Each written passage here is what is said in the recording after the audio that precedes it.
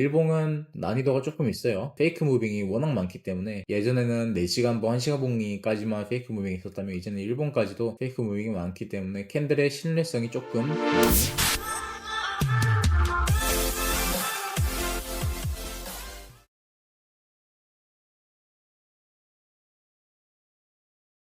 자, 일단 비트코인 들어가기 전에 여러분들 제가 제일 최근 녹화 방송에서 여러분들에게 가장 중요한 걸 체크해드렸죠? 바로 이 추세선입니다. USDT, 그렇죠? 그래서 US 달러에 대한 도미넌스 차트예요. 이 추세선을 긋고 만약에 깨질 시 비트코인이 위로 올라갈 겁니다 라고 말씀드렸고, 그래서 이 추세선은 꼭 그려두고 알람을 넣으시라고 말씀드렸죠. 그리고 뚫리고 어느 정도 횡보하는 것 같더니 리테스트하고 다시 한 번 더 추세를 주고 있는 모습입니다. 이게 이제 이 하락 추세라고 해야 되죠? 테더 도미넌스에 대한 하락 추세가 꺾이기 전까지는 비트코인은 상승 추세를 이어갈 거예요, 반대로. 그렇기 때문에 이걸 지켜보시면서 매매하는 것도 하나의 꿀팁이다 라고 생각하시면 좋을 것 같고, 도미넌스 같은 경우에도 어제 말씀드렸어요. 도미넌스는 지금 이더리움보다는 비트코인 도미넌스가 조금 더 힘이 좋은 상황이다.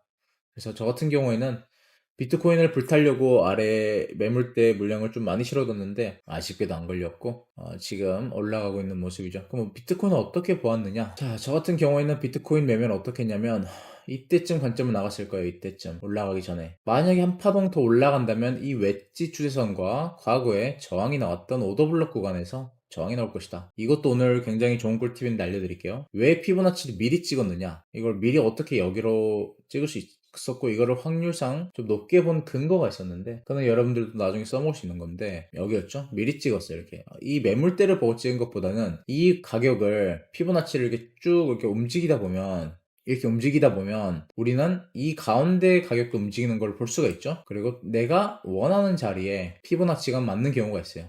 그게 바로 여기였어요. 제가 여러분들에게 항상 말씀드리는 1, 2, 3, 4, 5파동에 대한 파동이 나왔을 때는 되돌림, 4파동이 매물 때는 항상 중요하다라고 말씀드리죠. 그게 겹치는 자리였어요. 그뿐만 아니라 뭐 매물대도 존재했었고, 좀 더 큰 봉으로 가보면 주봉으로 봤었을 때 캔들이 이렇게 마감했죠. 긴 꼬리 달고 마감했어요. 그래서 만약에 추세가 이어져 갈 것이면 깊은 되돌림은 안 나올 것이다 라고 제가 생각을 하고 여러분들에게 말씀드렸습니다. 그렇죠? 그래서 두 가지의 베스트 시나리오를 말씀드렸어요. 웨지 위로 바로 터지던지, 되돌림을 안 주고 바로 위로 터지는 거예요. 이렇게 비비다가 터트리고 그냥 쭉 올라가는 거, 또는 되돌림을 주더라도 짧게 주고 올라가는 거, 이 두 가지가 상승으로 갈 수 있는 가장 베스트 시나리오다. 그리고 만약에 그 추가적으로 깨지고 다음 구간들까지 가게 되면, 이런 구간들이죠. 382, 뭐 5, 618 이런 구간들까지 가면 뭐 그래도 올라갈 수는 있어요. 근데 확률상 한 번 더 떨어질 가능성도 생각을 해야 돼, 이럴 때는. 그러면 더블 바텀 찍고 아담과 이브 보는 거죠. 아담 그리고 이브까지도 보고 한 번 더 찍고 저점 갱신은 하지 않고 오더블럭 886에서 786 매물대에서 올라가는 거죠. 이러한 가능성까지도 일단은 열어두는 게 좋았다라고 생각을 하고요.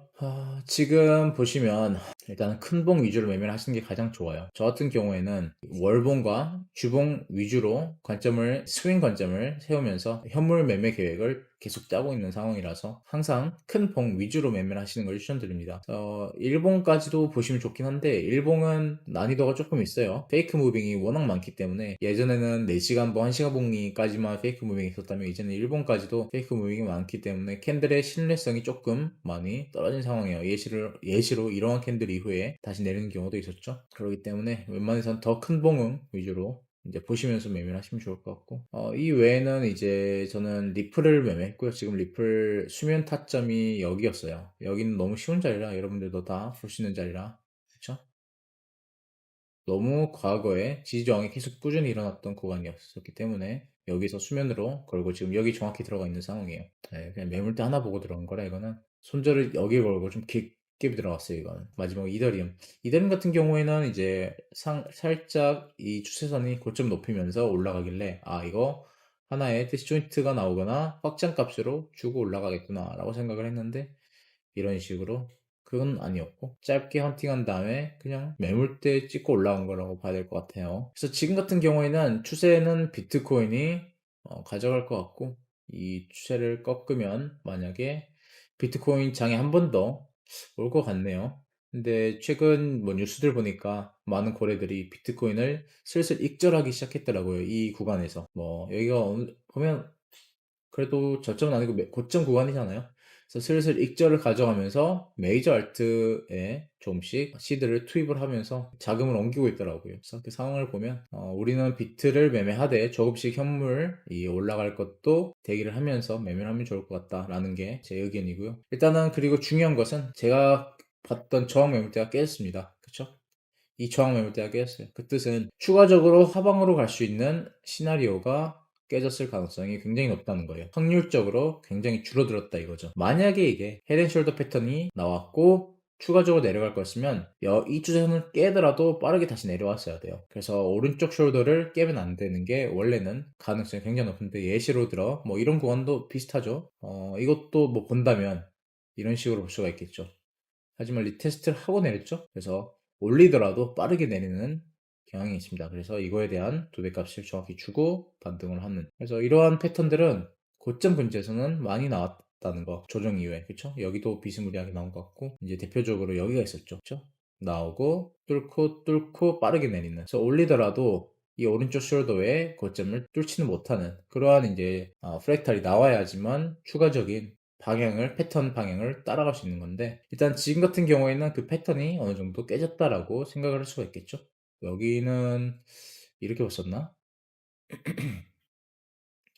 이건 한 번에 내리는. 그쵸? 이거 한 번에 내리는. 지금은 추세가 살아있는 것 같습니다. 네. 저점 본 것도 굉장히 간단했어요. 보시면 이 저점이 너무 많은 게 겹쳤었어요. 일단은 내려오는 하락 추세선이 어느 정도 겹치는 구간이었고, 두 번째 같은 경우에는 과거에 항상 아까도 말씀드린 4파 매물대 1파, 2파 뭐 3에 1, 2, 3, 4, 5, 4, 5 이렇게 나왔다고 치면 1, 2, 3, 4, 5잖아요. 4파동이 항상 이거를 많이 하거든요. 왜냐면 세력의 고점이 근처이기 때문에. 세력의 고점 여기라고 생각하시면 돼요. 물량 정리하고 스위칭하는.